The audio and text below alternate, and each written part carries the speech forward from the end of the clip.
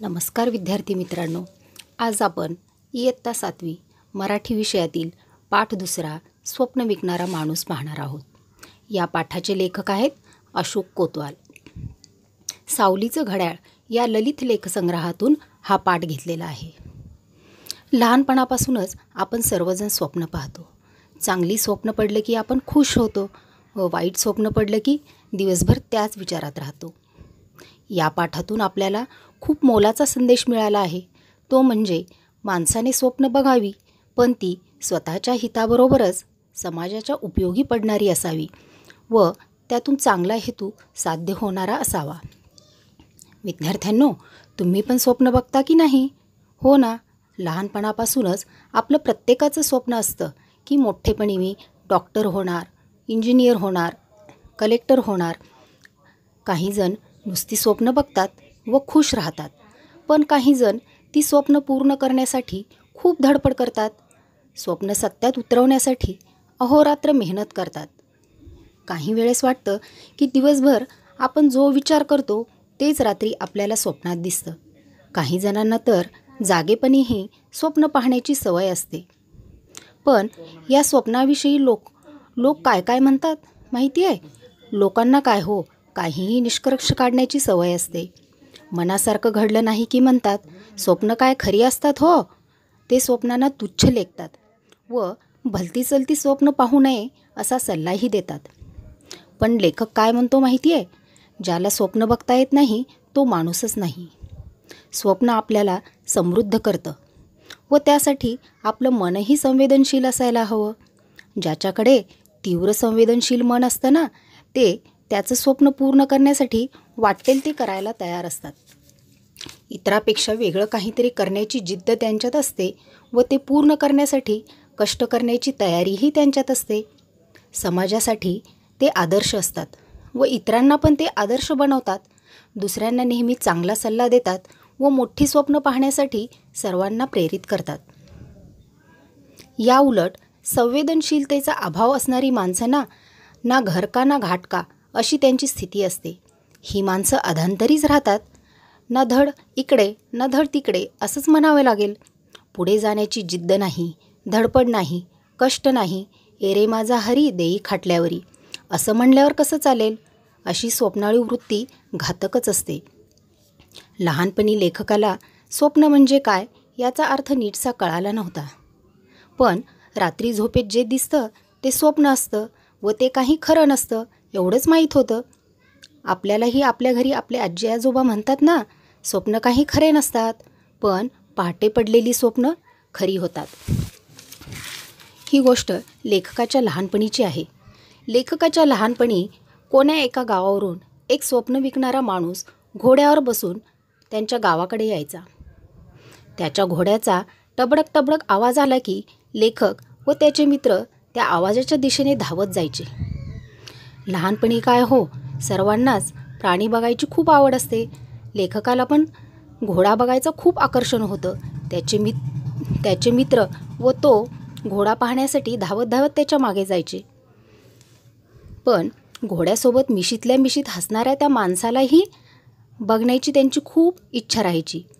तलम रेशीम धोतर, त्यावर तसा जरीचा सैलसर कुर्ता, डोक्याला लाल पांढरा फेटा, डोळ्यावर चष्मा, पायात चांबडी बूट, गव्हाळ रंगाचा झुपकेदार मिशा असलेला हा माणूस खूप धिप्पाडही होता. या स्वप्न विकणाऱ्या माणसाची लेखकाला व त्याच्या मित्रांना खूप गंमत वाटायची, शिवाय कुतूहल पण म्हणजेच आश्चर्यही वाटायचं. त्याच्या घोड्याच्या पाठीवर ठेवलेल्या मखमली कपड्यातल्या गाठोड्याकडे लेखक व त्याचे मित्र आश्चर्याने बघायचे. हा माणूस गावात आला की गावच्या पिंपळाच्या पारावर थांबायचा. पाराला असलेल्या लोखंडी कडेला त्याचा घोडा बांधायचा. घोड्याच्या पाठीवर आणलेलं मखमली कापडातलं गाठोडं जवळ घेऊन चांबडी पिशवीतलं पाणी गटागटा प्यायचा आणि मग ऐटीत झाडाच्या पारावर म्हणजेच झाडाच्या गोल कट्ट्यावर बसायचा. तेव्हा त्याच्या भोवती माणसांचा गराडा पडे. म्हणजेच सर्व गावातील माणसे तो आला याची चाहूल लागली की त्याच्या भोवती गर्दी करायची.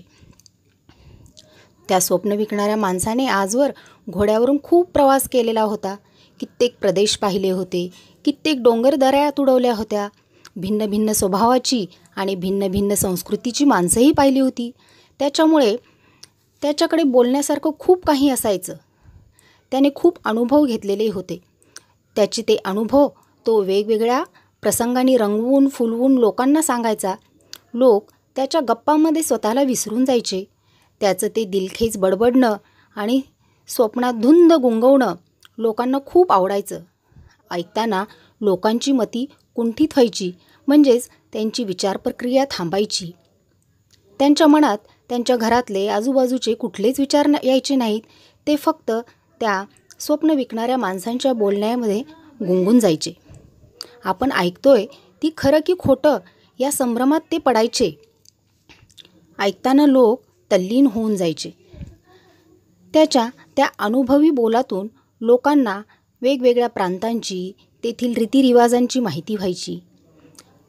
त्यानं वर्णन केलेल्या प्रांतात ते मनानंच भटकून जात. जणू काही त्यांना वाटायचं की आपण स्वप्नातच आहोत, त्या प्रदेशात आपण भटकत आहोत, त्या डोंगरदऱ्यात आपण वावरत आहोत, असं त्यांना वाटत राहायचं. मग बऱ्याच वेळानं तो स्वप्न विकणारा माणूस मखमली कापडात बांधलेलं गाठोडं हळूच सोडायचा. त्यात काजू, बदाम, किसमिस, वेलदोडे, सुपारी, खारीक, खोबरं वगैरे असायचं. बोलण्यामध्ये गुंगून तो त्या लोकांना घासाघीस करून छटाक पावशेर विकत घ्यायला लावायचाच. कधीकधी तो गाठोड्यातला खाऊ सगळ्या टिंगूमिंगू मुलांना, म्हणजेच लहान मुलांना मूठमूठ वाटून द्यायचा. सर्व मुलेही त्याच्यावर भलतेच खुश व्हायचे. तो जेव्हा निघून जायचा तेव्हा लोक म्हणत, हा बडबड्या आला की आपल्या अंगात तरतरी पेरून जातो, म्हणजेच त्यांच्यामध्ये उत्साह निर्माण करून जातो. त्याच्या बोलण्यानं सगळ्या जगाची ओळख झाल्यासारखं त्यांना वाटायचं. त्यांचं दुःख ते काही काळापुरतं का होईना विसरून जायचे. गोड गोड बोलून तो त्याचं स्वप्नच त्यांच्या डोळ्यात उतरवून जायचा. पुढे मग लोक त्याला सपनविक्याच म्हणू लागले. त्यालाही त्याचं काहीच वाटायचं नाही. तोही मग गमतीनं गावात येताना सपन घ्या सपन असं म्हणतच गावात यायचा व लोकांना रिझवून सुकामेवा विकायचा. पुढे काय झालं कळलंच नाही, पण अचानकच गावात सपन विक्या यायचा बंद झाला. लोक त्याची दररोज आतुरतेने वाट पाहायचे, पण तो यायचाच नाही. कधी कधी त्याचा विषय निघाला की गावातले सगळे लोक त्याच्याविषयी भरभरून बोलायचे. महिने गेले, वर्ष उलटून गेली, परंतु सपनविक्या काही गावात आलाच नाही. एके दिवशी अचानक एक तरुण गावात आला. गावातल्या पारावर बसला. गावातील पारावर बसलेले लोक त्याच्याकडे टकामका आश्चर्याने पाहू लागले, कारण तो तरुण अगदी हुबेहूब सपनविक्यासारखाच दिसत होता. त्याचाच चेहरा, त्याचीच अंगकाठी, जणू सपनविक्याच गावात आला असं सर्वांना वाटू लागलं. सगळी मुलं पाराजवळ जमली. गावातल्या सगळ्यात वृद्ध तात्यांनी त्या तरुणाला विचारलं, कोण रे बाबा तू, कुठून आलास? त्यावर तो म्हणतो, मी तुमच्या सपनविक्याचा मुलगा. गुडघेदुखीच्या त्रासामुळे बाबा बऱ्याच वर्षापासून गावोगावी जाऊ शकले नाहीत.